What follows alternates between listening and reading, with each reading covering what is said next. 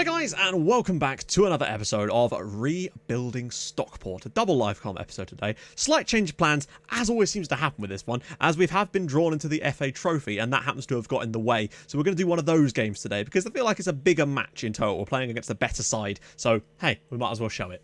That team is Chorley, by the way, who we beat only less than 5 games ago. We beat them, so that was nice. Couple of important bits of news. Firstly, it is the fact that Sam Minahan has left to join Chesterfield. He turned down the offer of Blythe Spartans, but now he has left for £3,000 for Chesterfield. So we got a bit of extra money and his money off of our wage bill because he wasn't playing and he was constantly complaining about not playing. We've got Kebby in that position. We've also got potentially Bruno Bridges as a backup there, so we didn't really need a £400 a week player in that role. With Darren the Rocket Stevenson on the wing, how can you go wrong? The answer?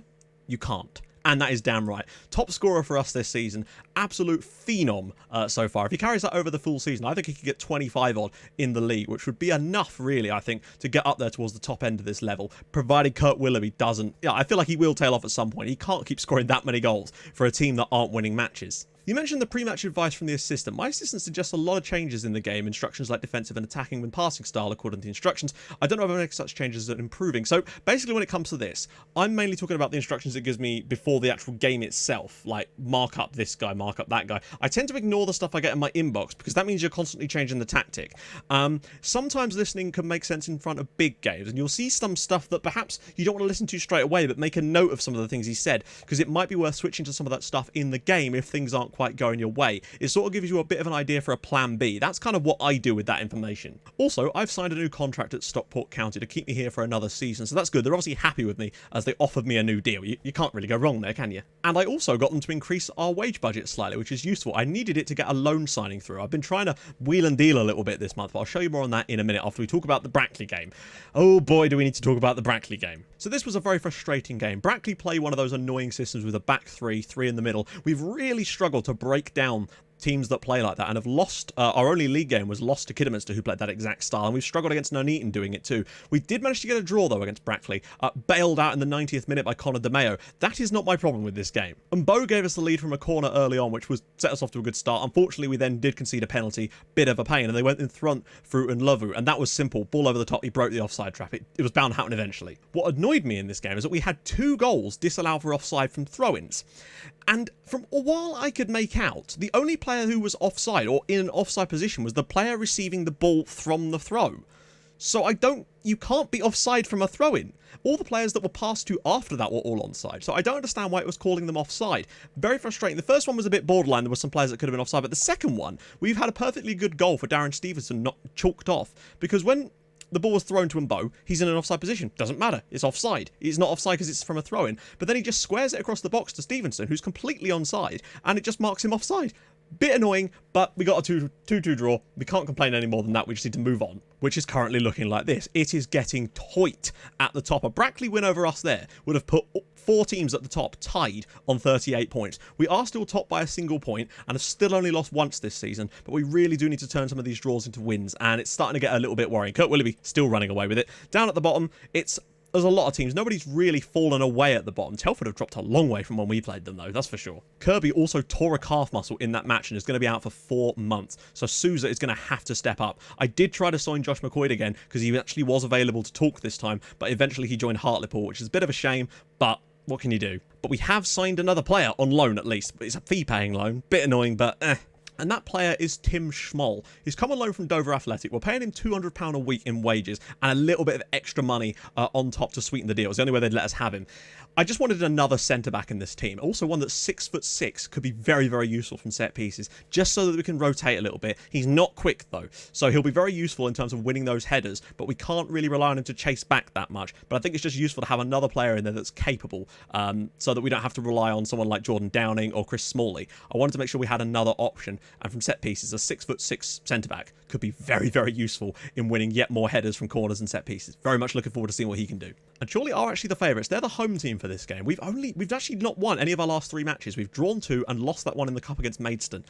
I need to see something. We're entering a weird spell where the form just seems to have dipped a little bit, and we need to get a few wins under our belt again, start winning some games. It was all looking so good up until after the Darlington game, really. We were flying through that with the Chesham game and all that, and it just dropped off. We used up too many goals at once, I think. So for today's game, obviously Kirby can't start. Souza is back. He still not fully fit. Unfortunately, he was on international duty with Angola, which is a bit annoying. So he missed our last league game too against Brackley. Bit of a pain. Ashley Palmer's had a really poor few games, so I might be tempted to actually start Tim Schmoll in this game. Because Jordan Keane has played quite well, got us a few goals. I'd be tempted to start Schmoll in this one, just to see what he can do against Chorley, really. I want to see what he's capable of. But as for everyone else, I think we're pretty good. And Bow, Stevenson, Souza, DeMeo, Osborne, Turnbull, Duxbury, Schmoll, Keane, Kevy, and Hinchcliffe. I actually tried the thing out I was talking about before against Brackley when I moved Turnbull up here and brought on Ashley Conway for the second half of that game. And I think that might have contributed to their second goal, although not really that sure. But we did look better with another player there and created some chances late on in the game. But I'm still not sure about that one, particularly as we don't have... Warburton wasn't on the bench for the game, so that might have been different had he been. On the bench, Ormson, Palmer, Warburton, Mulhern, and of course, Bruno Bridges. Just notice they've got 2 players in the team called Newbie, unless they're just trialists and they can't be bothered to give them names. So you're just Newbie 1, Newbie 2. Pile on that misery. They're still a good side, though. We can't take this game for granted at all, and we do need to get through in the cup, really, because the board expects us to reach the second round, and this is only the 3rd qualifying round. We'd have to get through 2 more games. No, 1 more game after this. Right, let's have this.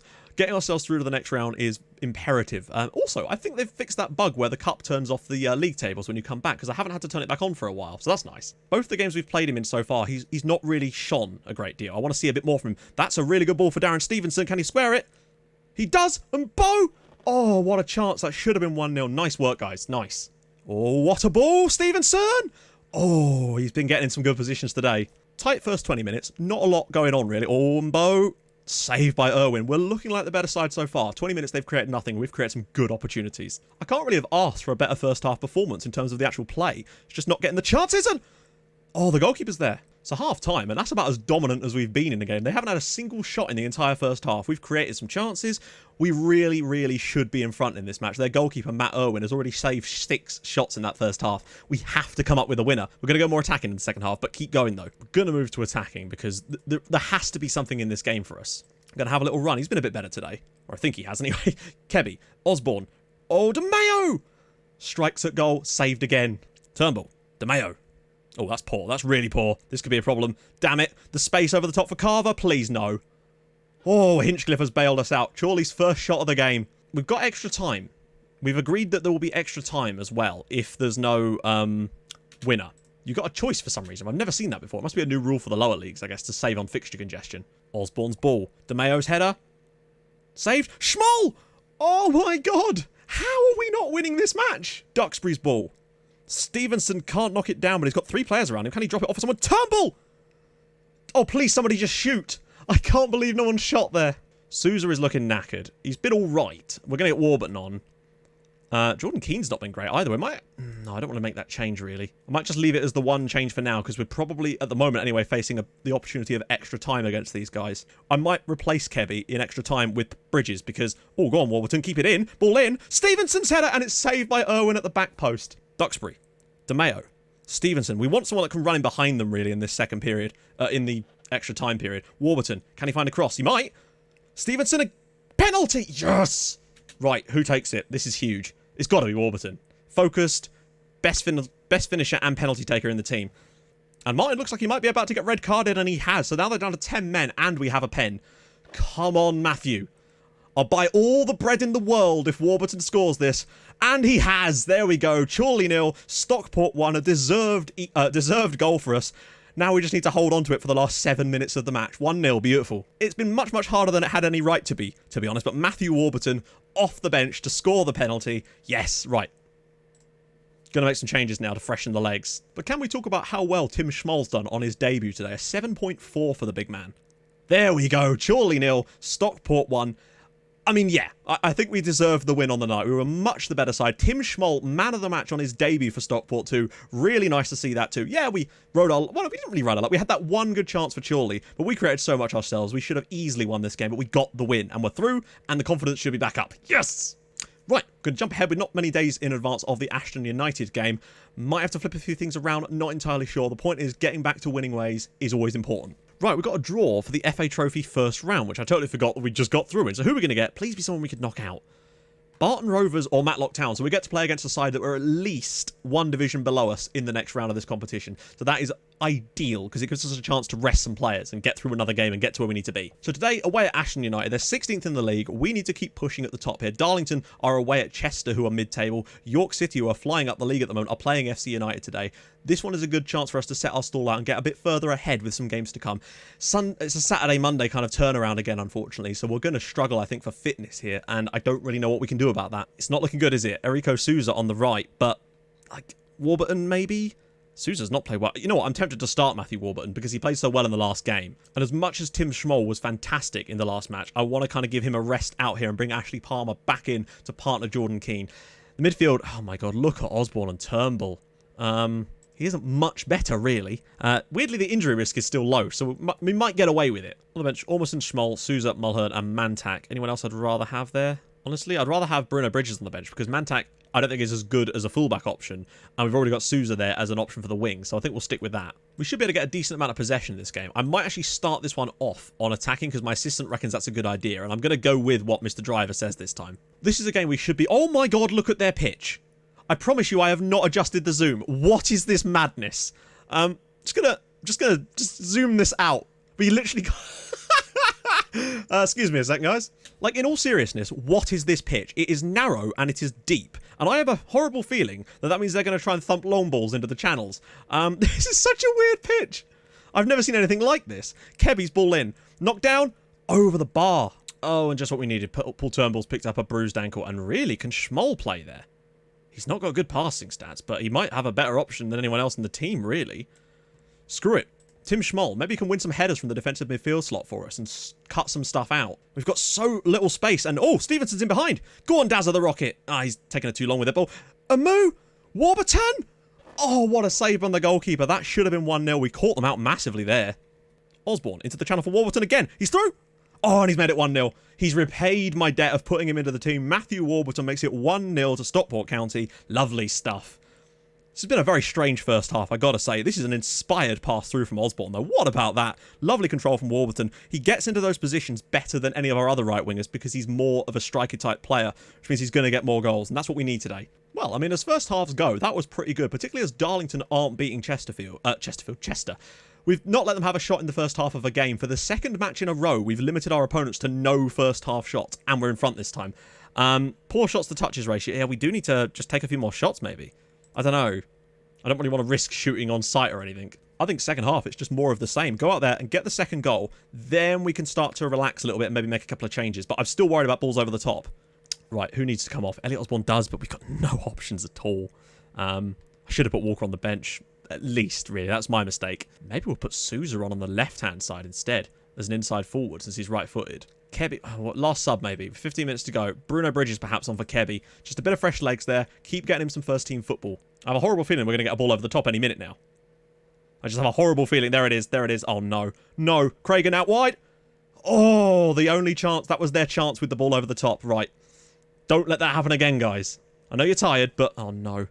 Got enough players back to prevent this. Oh, couple of late charges from Ashton. Maybe we should drop deep. I don't know. Good lord, it's coming again, isn't it? No, right, we've won it. DeMayo, look at the channel here. Options. Warburton's in again. Can he fire it? Oh, saved by Pling. Is that Pling? We've taken a proper risk with the pitch that they've got. But, oh, no. No. Again. Get out to Angel. Don't get him. Oh, no. Get that block in. Bruno Bridges with a saving tackle. Yes, son. Knock it out of play. I don't even care. That should do it. That should hopefully get it over the line. It's been a bit hit and miss in the game. They've had their chances, but we are looking like we're going to get away with a 1-0 win. Unless something drastic. There we go. Schmoll with the thumping clearance. We've won the game 1-0. Possibly could have been more, but that pitch, anything could have happened. Maybe we should have gone deeper with the pitch, but we got the win anyway. Yes! Back-to-back 1-0 wins. Clean sheets where we haven't played amazingly in front of goal, but we've got both wins. That's huge. And next episode, we are going to be doing Leamington. Where is it? There it is. Leamington away. Damn, that's a lot of games in between all of a sudden. Is that 6? Yeah, it is. Oh, well, of course, because it was going to be 5 before. That's quite a few games off camera, I know, but a little bit of a jump through the league. Hopefully, we can stay up there coming into the next round of fixtures and get through a few more games in the next couple of episodes with Leamington away and then Boston United away directly after that to really make a jump forward. And there's probably going to be a cup game in there somewhere as well. I might have to rethink that depending on where the cup games fall. Anyway, if you've enjoyed this episode, and I hope you have, 2 1-0 victories, tense as hell, giving us points and victories in the cup, drop a like on the video. That would be superb. And if you are new to the channel, hit that subscribe button for more videos like this in your inbox every single day. I'm so used to saying Tuesday, Thursday, and Sunday. I'll see you guys in the next episode. Thank you so much for watching. Bye-bye.